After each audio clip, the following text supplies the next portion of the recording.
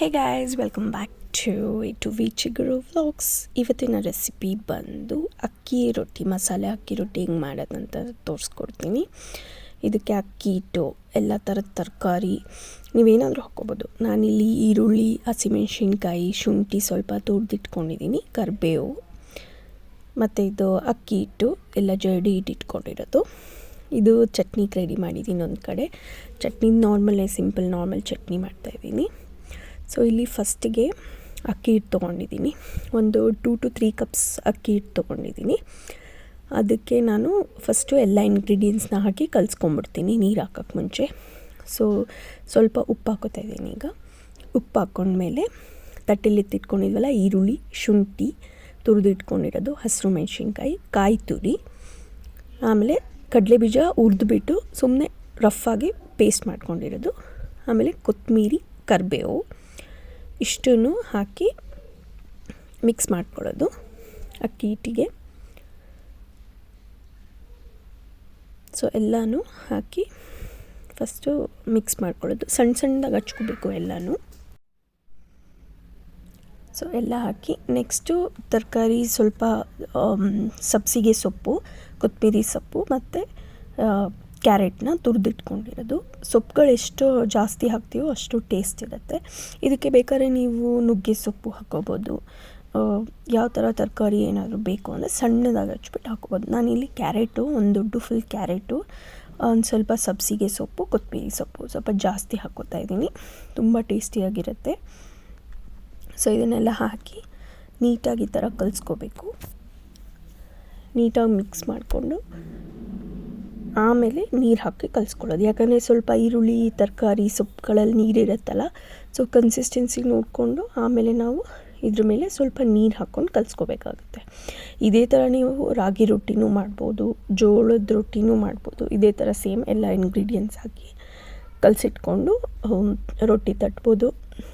ಇದಕ್ಕೆ ಇಷ್ಟೆಲ್ಲ ಇಂಗ್ರೀಡಿಯೆಂಟ್ಸ್ ಹಾಕ್ತಿದ್ದೀವಲ್ಲ, ಚಟ್ನಿ ಇಲ್ಲ ಅಂದರೂ ನಡೆಯುತ್ತೆ. ಹಾಗೇ ತಿನ್ಕೊಂಬಿಡ್ಬೋದು, ತುಂಬ ಸಖತ್ತಾಗಿರುತ್ತೆ. ಬಾಳೆ ಎಲೆ ಇದ್ದರೆ ಬಾಳೆ ಎಲೆ ಮೇಲೆ ತಟ್ಟಿದ್ರೆ ಇನ್ನೂ ಟೇಸ್ಟ್ ಬರುತ್ತೆ. ನಾನಿಲ್ಲಿ ಬಟರ್ ಪೇಪರ್ ಯೂಸ್ ಮಾಡ್ತಾಯಿದ್ದೀನಿ, ಬಾಳೆ ಎಲೆ ಸಿಗ್ತಿರೋ ಕಾರಣ. ಸೊ ಇದನ್ನು ನೀಟಾಗಿ ನೀರು ಹಾಕಿ ಕಲಿಸ್ಕೋಬೇಕು. ಉಪ್ಪು ನೋಡ್ಕೊಳ್ಳಿ, ಸ್ವಲ್ಪ ನಿಮ್ಗೆ ಉಪ್ಪು ಬೇಕಂದರೆ ಹಾಕ್ಕೊಬೋದು. ಯಾಕಂದರೆ ಈ ಥರ ಕಲಸಿ ಇಮಿಡಿಯೇಟಾಗಾದರೂ ಮಾಡ್ಕೋಬೋದು, ಇಲ್ಲ ಕಲಸಿಟ್ಬಿಟ್ಟು ಸ್ವಲ್ಪ ಹೊತ್ತು ಬಿಟ್ಟಾದರೂ ಮಾಡ್ಕೋಬೋದು. ಸೊ ನಾನಿಲ್ಲಿ ಬಟರ್ ಪೇಪರ್ ತೊಗೊಂಡಿದ್ದೀನಿ, ಈ ಥರದ್ದು ಒಬ್ಬಟ್ಟು ಎಲ್ಲ ತಟ್ತಾರಲ್ಲ ಆ ಥರ ಬಟರ್ ಪೇಪರ್ ಇದು. ಇದಕ್ಕೆ ಚೆನ್ನಾಗಿ ಎಣ್ಣೆ ಹಾಕಿ ಸ್ಪ್ರೆಡ್ ಮಾಡಿಕೊಂಡು ದೊಡ್ಡದಾಗಿ ಬೇಕು ಅಂದರೆ ನೀವು ಸ್ವಲ್ಪ ದೊಡ್ಡ ಸೈಜ್ ಅಕ್ಕಿ ಹಿಟ್ಟು ತೊಗೊಂಡು ತಟ್ಬೋದು. ನಾನಿಲ್ಲಿ ಮೀಡಿಯಮ್ ಆಗಿ ತಟ್ತಾಯಿದ್ದೀನಿ.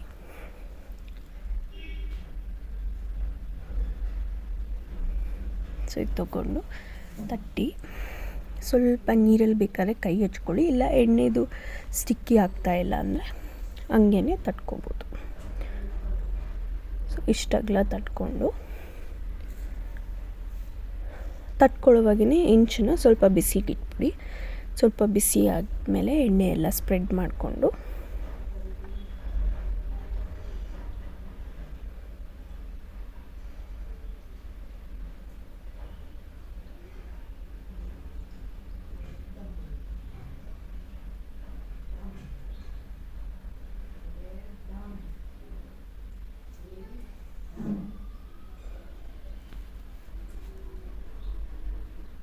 ಸೊ ಇಲ್ಲಿ ಹೆಂಚು ಬಿಸಿ ಆದಮೇಲೆ ಸ್ವಲ್ಪ ಎಣ್ಣೆ ಸವರ್ಬಿಟ್ಟು ಇದು ತಟ್ಟಿಟ್ಕೊಂಡಿದ್ವಲ್ಲ ರೊಟ್ಟಿನ ಹೆಂಚು ಮೇಲೆ ಹಾಕಿ ಒಂದು 1 ಮಿನಿಟ್ ಹಂಗೆ ಬಿಡಿ. ಅದು ಸ್ವಲ್ಪ ಪೇಪರ್ ಬಿಸಿ ಆದಮೇಲೆ ಪೇಪರ್ ಆದಷ್ಟೇ ಬಿಟ್ಕೊಳ್ಳುತ್ತೆ.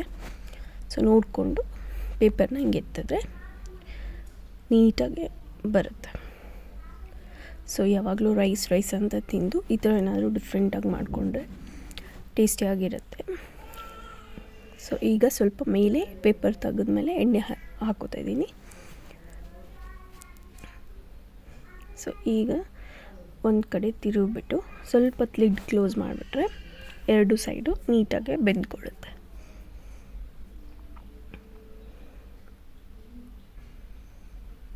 ಸೊ ಈಗ ಒಂದು ಕಡೆ ಬೆಂದಿರುತ್ತೆ. ಈಗ ತಿರುವಾಕ್ಬಿಟ್ಟು ಫುಲ್ ಸಾಫ್ಟಾಗಿರುತ್ತೆ, ಏನು ಫುಲ್ಲು ರೊಟ್ಟಿ ಅಂದರೆ ಫುಲ್ಲು ಅಗ್ಯಕ್ಕಾಗದೇ ಇರೋ ಥರ ಏನೂ ಇರಲ್ಲ, ತುಂಬ ಸಾಫ್ಟಾಗಿರುತ್ತೆ. ಬಿಸಿ ಬಿಸಿ ಹಾಟ್ ಬಾಕ್ಸಲ್ಲಿ ಹಾಕಿಟ್ಬಿಟ್ರೆ ಬಿಸಿನೂ ಇರುತ್ತೆ.